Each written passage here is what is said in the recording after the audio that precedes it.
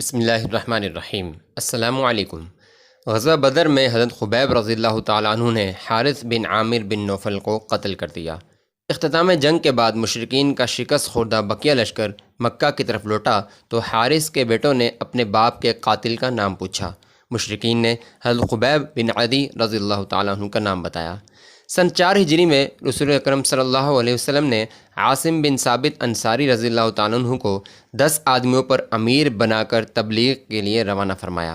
راستے میں قبیلہ لحیان کے 100 تیر اندازوں نے اس مختصر جماعت کو گھیر لیا۔ 7 آدمی اسی جگہ لڑ کر شہید ہو گئے۔ 3 شخص جن میں سے سیدنا خبیب رضی اللہ تعالیٰ عنہ بھی تھے زندہ بچ گئے۔ باقی بچ جانے والے 3 آدمیوں سے کافروں نے کہا کہ اگر وہ اپنا آپ ہمارے حوالے کر دیں تو پختہ وعدہ ہے کہ انہیں کچھ نہیں کہا جائے گا۔ یہ تینوں آدمی پہاڑ سے نیچے اتر آئے۔ کفار کے تیر اندازوں نے کمانوں کے تانت کھول کر ان کے ہاتھ باندھ دیے۔ ایک صحابی رسول اس بے عزتی کو گوارا نہ کر سکے اور مردانہ وار لڑ کر شہادت کے رتبہ پر فائز ہو گئے۔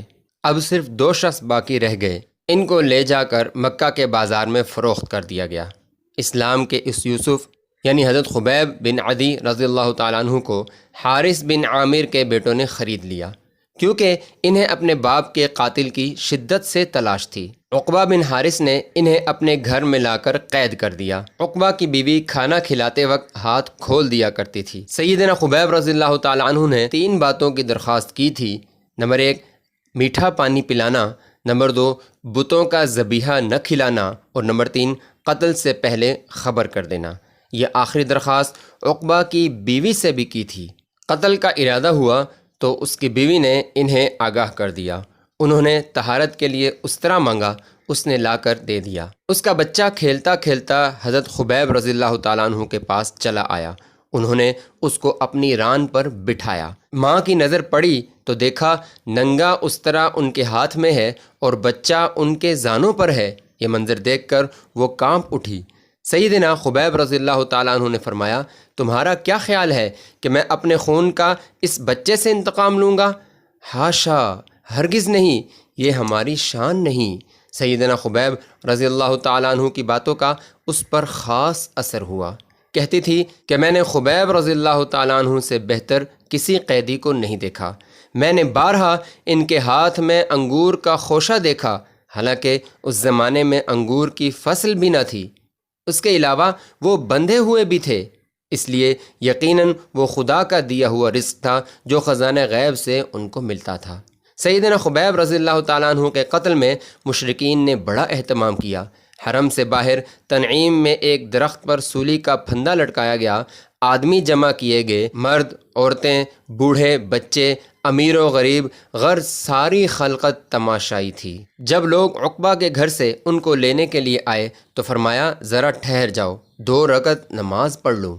ان کا جی چاہ رہا تھا کہ وہ ان رکعات کو لمبا کریں اور پڑھتے ہی رہیں، لیکن انہوں نے اپنے قاتلوں کی طرف دیکھا اور فرمایا، اللہ کی قسم اگر تم یہ گمان نہ کر لو کہ میں موت سے خائف ہوں تو میں ضرور اس نماز کو مزید طویل کرتا۔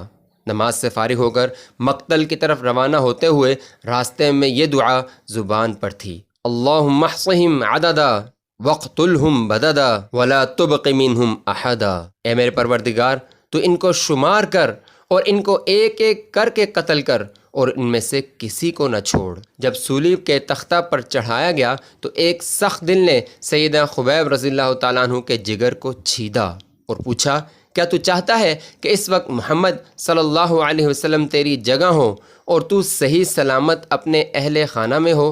حضرت خبیب رضی اللہ تعالیٰ عنہ نے لمحہ بھر کا توقف کیے بغیر اپنے قاتلوں کو مخاطب کر کے بآواز بلند کہا، اللہ کی قسم مجھے تو یہ بھی پسند نہیں کہ رسول اللہ صلی اللہ علیہ وسلم کو ایک کانٹا چبھے اور میں اپنے اہل و اولاد میں رہوں اور دنیا کی نعمت و سلامتی مجھے میسر ہو۔ یہی وہ عظیم اور غضبناک الفاظ ہیں جو حضرت خبیب رضی اللہ تعالیٰ عنہ کے ساتھی حضرت زید بن دثنہ رضی اللہ تعالیٰ عنہ نے اپنی شہادت کے موقع پر فرمائے تھے۔ کفر کے ایوانوں میں لرزہ طاری کر دینے والے یہ ہیبت ناک الفاظ کل حضرت زید رضی اللہ تعالیٰ عنہ نے کہے تھے اور آج حضرت خبیب رضی اللہ تعالیٰ عنہ کہہ رہے تھے۔ ان الفاظ نے اس وقت کے مشرکین کو یہ کہنے پر مجبور کر دیا تھا کہ اللہ کی قسم ہم نے اس طرح کسی سے محبت کرنے والا کوئی آدمی نہیں دیکھا جس طرح محمد صلی اللہ علیہ وسلم کے ساتھی آپ سے محبت کرتے ہیں رضوان اللہ علیہم اجمعین۔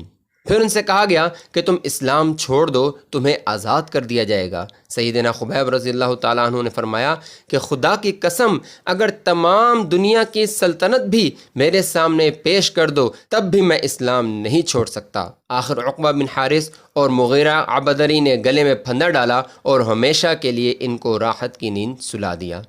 رسول اکرم صلی اللہ علیہ وسلم کو اس بڑے حادثہ کی خبر وحی کے ذریعے معلوم ہوئی تو فرمایا، اے خبیب رضی اللہ تعالیٰ عنہ تجھ پر سلام ہو۔ پھر آپ نے صحابہ کرام رضی اللہ عنہم سے فرمایا کہ جو شخص خبیب کی لاش کو سولی سے اتار لائے اس کے لیے جنت ہے۔ یہ بشارت سن کر حضرت زبیر بن عوام اور حضرت مقداد بن اسود رضی اللہ عنہما جانے کے لیے تیار ہو گئے۔ یہ دونوں حضرات راتوں کو سفر کرتے اور دن کو چھپتے ہوئے مقام تنعیم میں حضرت خبیب رضی اللہ تعالیٰ عنہ کی سولی کے پاس پہنچے۔ اللہ تعالیٰ نے انہیں اس مطلوبہ جگہ تک پہنچا دیا اور انہوں نے حضرت خبیب رضی اللہ تعالیٰ عنہ کو صلیب سے اتارا اور گھوڑے پر رکھ کر چل دیے۔ 40 دن گزرنے کے باوجود لاش تر و تازہ تھی اور زخموں سے تازہ خون ٹپک رہا تھا۔ صبح کو قریش کے 70 سوار تیز رفتار گھوڑوں پر تعاقب میں چل پڑے اور ان دونوں حضرات کے پاس پہنچ گئے۔ ان حضرات نے جب دیکھا کہ قریش کے سوار ہم کو گرفتار کر لیں گے تو انہوں نے حضرت خبیب رضی اللہ تعالیٰ عنہ کی لاش مبارک کو گھوڑے سے اتار کر زمین پر رکھ دیا۔ خدا کی شان کہ ایک دم زمین پھٹ گئی اور لاش مبارک کو نگل گئی اور پھر زمین اس طرح برابر ہو گئی کہ پھٹنے کا نشان بھی باقی نہ رہا۔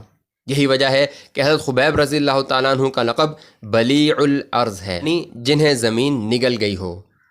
آج تک کسی کو معلوم نہیں کہ حضرت خبیب رضی اللہ تعالیٰ عنہ کی قبر مبارک کہاں ہے۔